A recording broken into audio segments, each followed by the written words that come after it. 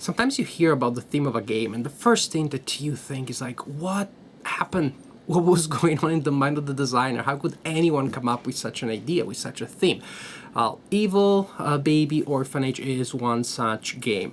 In this game, you play the role of a time-traveling nanny that goes back in time and adopts the vilest, the most violent, the most destructive and evil criminals from history when they're still young kids, before they become the criminals that we know them, we know that they will be. And you bring them out of their initial time in which they were born, and you try to raise them as good members of society. I don't know.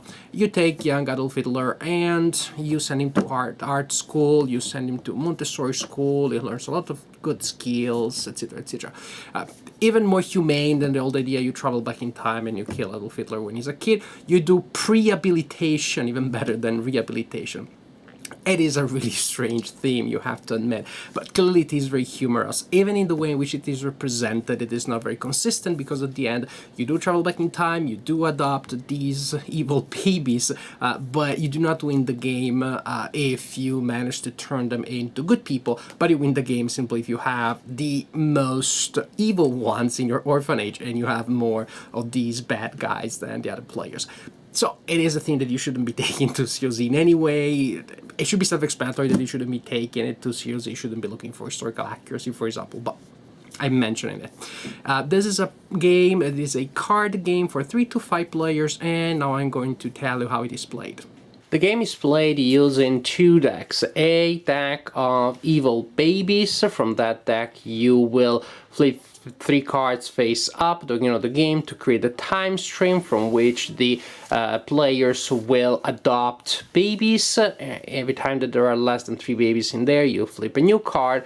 Some of the cards in there actually are not babies at all, they are time machines. Those are very valuable artifacts which have some pretty powerful abilities that you can use. But most of the cards in that deck are babies. And also you have a deck of nanny cards, call them action cards if you want. Those are resources that will allow you to perform actions during your turn. At the beginning of the game, each player draws a card from the baby's deck, and you place that baby in front of you to start your orphanage, which is the area where you will place your babies in a line. This is very important for reasons that I will explain later. And you also draw 4 cards from the nanny deck to create your initial hand of cards. When it is your turn, there are several steps that you have to perform in the exact order in which I'm going to mention them. This is very important because of the way in which the design has been set up. The first step is to check to see if you have won. At the beginning of the turn of your turn, you count the number of points that you have. That is usually given by the points that the babies are worth. That's the number printed in the top right corner of the card. Some game effects may also give you extra points. If you have enough points at the beginning of your turn, then you win the game. Here you need 8 points. In the earlier versions of the game, you did 10 points. That seemed to make the game too long. Now it is 8 points to win. But this is key. It has to be at the beginning of your turn. Then you have your activity step, which is one of the main steps of your turn, in which you play cards to execute actions. Some cards are toys, such as these ones, and these toys you can play straight out of your hand, or you can put in front of you in your orphanage.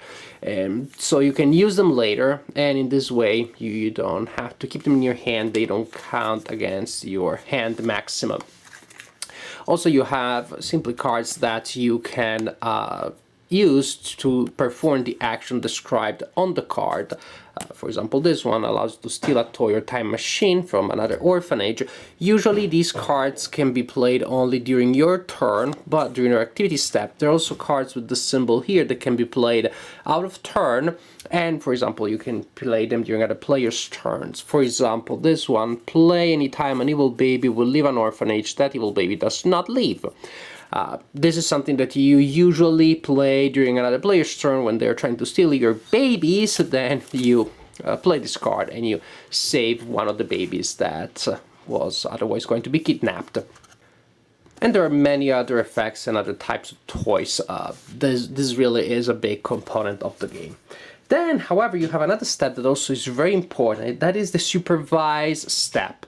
Now, the supervise step, you are adopting the most evil babies in history. Do not expect that they're just going to sit there, suck their thumb, and do nothing. These little guys will go around and do bad stuff. That's what they do. Now, these babies have unsupervised effects. Those unsupervised effects are represented by the symbols at the bottom of the cards, and some also have text, and some may have text and symbols. Those are the things that the babies do during the supervise step, unless you supervise them. Those are the things that they do by default, by themselves. During your turn, you can spend a toy to supervise one of your babies. Now, if you have multiple babies, suppose that this is my orphanage during the supervise step, you resolve the unsupervised effects left to right. And in the game, every time that you get a new baby, you have to choose where you're going to put it, if it is to the left or to the right of your line.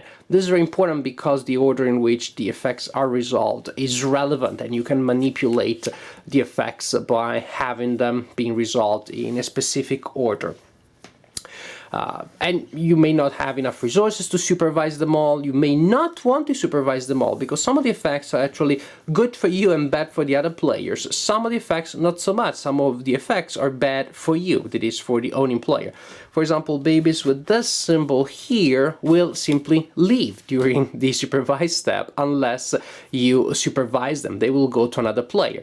Then suppose this is the case, I decide to play this card. We do not have Marcus Brutus having his effect. He does not leave, he stays there. Then we go to the next effect.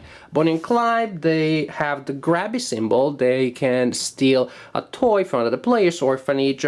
Jack the Ripper, he's bad, he's a biter. He forces one of your babies to leave the orphanage. So basically now he bites one of them and that baby has to leave. I don't have any effects that I can use, to stop him, then, well, too bad, he's gonna bite somebody. And he's gonna bite Marcus Brutus, and Marcus Brutus goes to another player.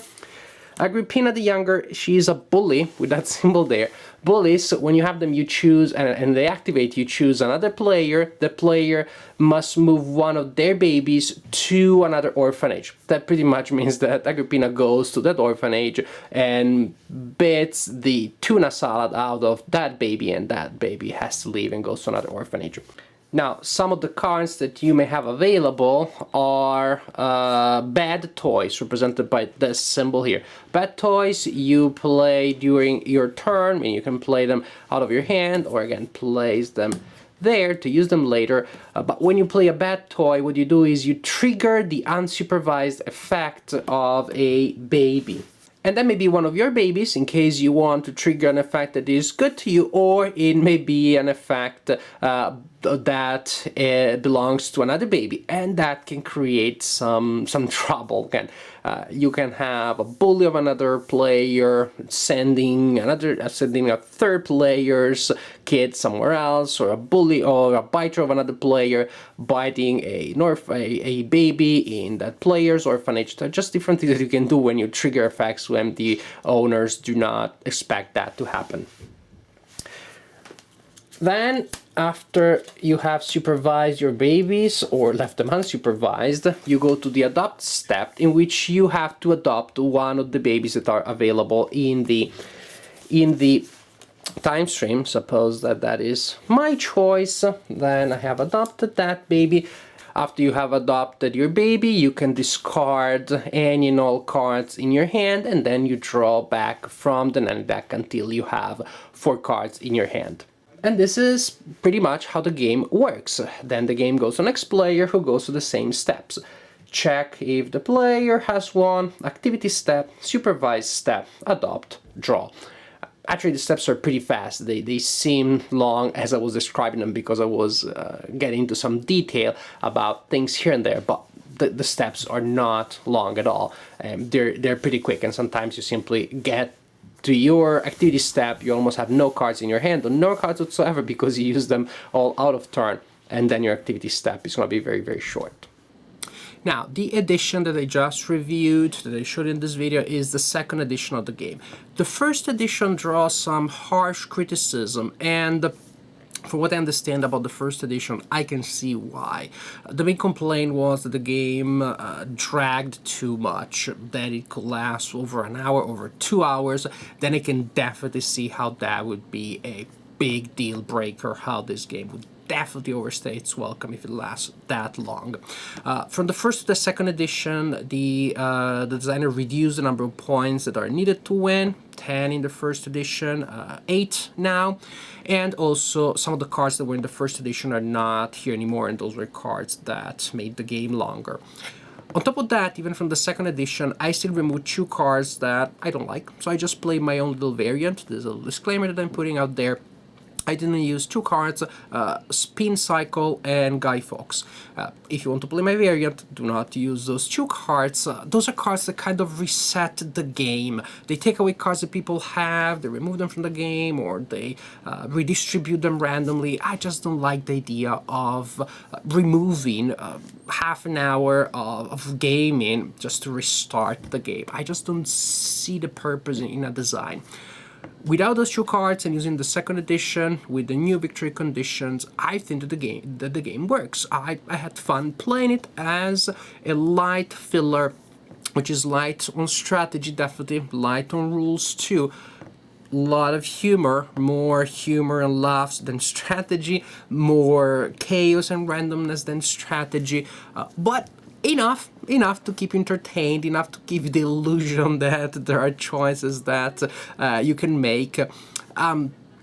A light, fun filler. There is enough quote-unquote strategy there to make it not a complete no-brainer, but nothing that makes it in any way more than a very light beer and pretzel sort of game. I played it with 3 players and 4 players, and the games with 3 players never lasted more than 30 minutes. The ones with 4 players, no more than 40 minutes. I timed them because I was curious to see how long the games would be. And that to me is the perfect length for a game of this type. It is over before it gets too boring, but before it is over you have enough construction of a narrative, you have enough momentum because of the increasing numbers of babies that flood the game. You have the bash the leader strategy, of course. That's what you have to do. Very often in the second half of the game, there will always be 1 or 2 players that meet the victory conditions at the end of their turn, and then everybody's bashing, everybody's moving those babies around because it's very hard to remove the babies from the game entirely. So you have these hordes of babies that move around, but sooner or later somebody will make the victory condition. And again, if that happens in half an hour, 40 minutes, that's perfectly fine. The game is entertaining. The game doesn't get to drag too long. This is not a game that will work in any group, not a game that will work in every game night, not a game that you will play every night, but it is a game that, for what it is pretty fun to play. It can be a light filler, don't take it too seriously, give it an honest try, don't look for immense depth here, good for a couple of good laughs, for some very amusing moments, and with the right group, I think it can be very entertaining. I know that for what it is, this is a game that I enjoyed.